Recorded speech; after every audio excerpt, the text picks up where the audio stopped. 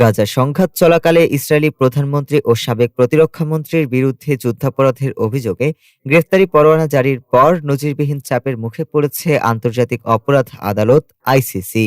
যুক্তরাষ্ট্র আদালতের বিরুদ্ধে অর্থনৈতিক ও ভ্রমণ নিষেধাজ্ঞা আরোপ করায় শুধু বিচারিক কার্যক্রম নয়, আইসিসির বিচারক ও প্রসিকিউটরদের ব্যক্তিগত জীবনেও চরম অস্বস্তি নেমে এসেছে। বার্তা সংস্থা এপি জানায়, নিষেধাজ্ঞার ফলে হেগ ভিত্তিক আদালতের অন্তত ৯ জন কর্মকর্তা, যাদের মধ্যে ৬ জন বিচারক ও প্রধান প্রসিকিউটর রয়েছেন, ব্যাংকিং, ক্রেডিট কার্ড, অনলাইন কেনাকাটা ও ডিজিটাল পরিষেবা ব্যবহারে গুরুতর সমস্যায় পড়েছেন তারা। যুক্তরাষ্ট্রে প্রবেশ নিষিদ্ধ হওয়ায় আন্তর্জাতিক বৈঠক ও কনফারেন্সে অংশ নেওয়াও অসম্ভব হয়ে উঠেছে।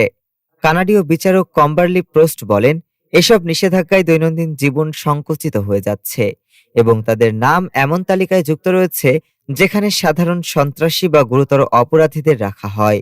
অনেক বিচারকের দাবি, নিষেধাজ্ঞা পরিবারের সদস্যদের শিক্ষা ও ভ্রমণ পরিকল্পনাতেও প্রভাব ফেলেছে।